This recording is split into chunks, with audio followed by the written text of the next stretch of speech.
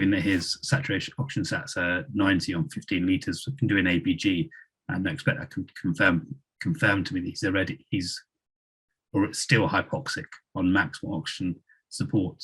And then it's really thinking about our next steps, because diuresis may have some benefit and it may work, especially if he's diuretic naive, but it's important to understand and be ready for this patient to decompensate even further and know what our plan's going to be. So that will be early discussion with my boss.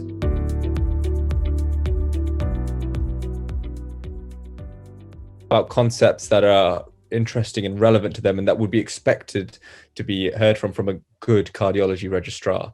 So rather than jumping in straight away with an A to E approach, you were talking in such a way that it was almost like you were explaining the scenario to your consultant on the phone and bringing up the key points. And right from the outset, you framed your assessment by talking about the concepts that you were thinking of prior to assessing the patient, and that's thinking about things like escalation, which just shows a real good understanding of the severity of the disease that you're looking at, and also I guess some real world experience, because that is really one of the key things that you do think about before handling an acutely unwell patient. So, you know, I commend that, and I think that's a really nice thing to do.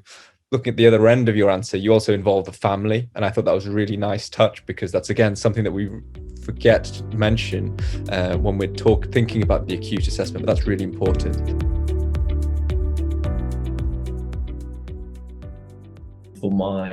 I did core medical training, you know, it's now IMT, but I really just sat down, looked at the different sections, and then looked at how I can sort of maximize things in each one. And there's a few that are just no brainers really. So things like making sure you've done a quality improvement project, you've done it, you know, you've done the full cycle, and you've got someone on your QPAT form saying you had a leadership role. It's not actually very difficult. For some reason, I find people very reluctant to do QI projects. I mean, I understand that they can be a bit dull, but you know, it's a bit of a no-brainer really, that one, I think. And the subject matter doesn't matter. Like mine, I mean, mine was on like DNA CPR forms on a respiratory ward. You know, it's certainly not the sexiest one, but who cares? Like if it gets you the points. Exactly. I think the one I ended up wheeling out on numerous occasions was my VTE thermal prophylaxis one, just because I had the certificates already. Even though I did do other QI projects, it's just the one that I just inputted multiple times to my applications for CMT and then to ST4. So it really, yeah, you're right. It's just a completed QI project with the various documentation, and they've made it easier now with the QI platform, I think, because yeah, and just do what they ask. You know, if you go through the kind of different sections, they'll kind of tell you what evidence they want. One thing that you guys did, I went on the kind of free preparation course that you did, you know, for applications. That was really useful, because you really recommended going through your medical school transcripts. You know, is there things that will tick different boxes, making sure you've got all the kind of evidence. So, you know, I did that, which was good. There's obviously things that you can't change, like you can't pull a master's or a PhD, you know, out of your hat. So there are things that are fixed and there are things that you can change. And I think really just spending that time focusing on the things that you can change, and you'd be amazed like what counts. Like teaching is another good one. They've sort of I don't mean it in a demeaning way, but they kind of lowered the standards a little bit for a lot of the sections, and that's not trying to sort of kind of like poo-poo people's achievements, but you know, they have done that. All intents and purposes, don't get yourself hung up in, especially in the interview. This is atrial fibrillation with irregular QRS complexes and no discernible regular atrial activity. And this is the final. This is probably one of the hardest ones to spot. So atrial tachycardias. These are because it's hard to spot, because as you can imagine, if you look at V2 here, there's V1. You can see a nice P wave. So you think, well, is this just a sinus tachycardia?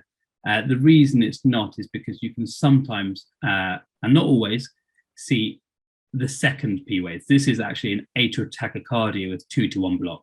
So what I sometimes do with sinus, what I think might be a sinus tachy, to make sure it's not an atrial tachycardia, is just move, look at this P to P interval, and mark halfway through and say, is there a second P wave here buried?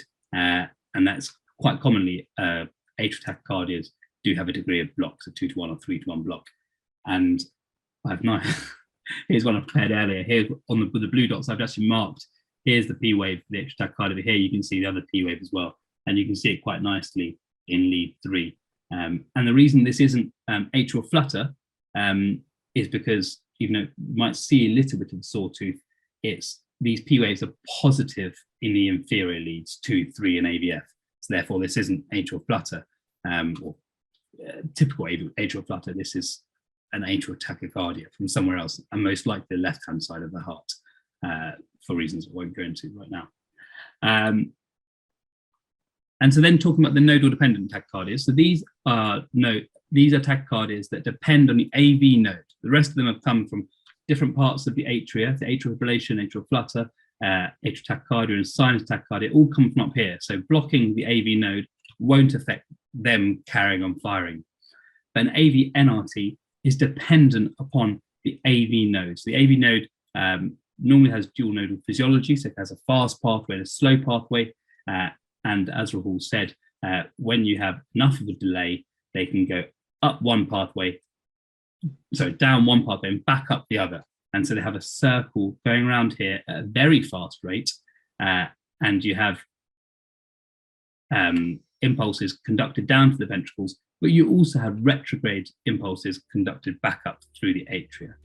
So the majority of AVNRT is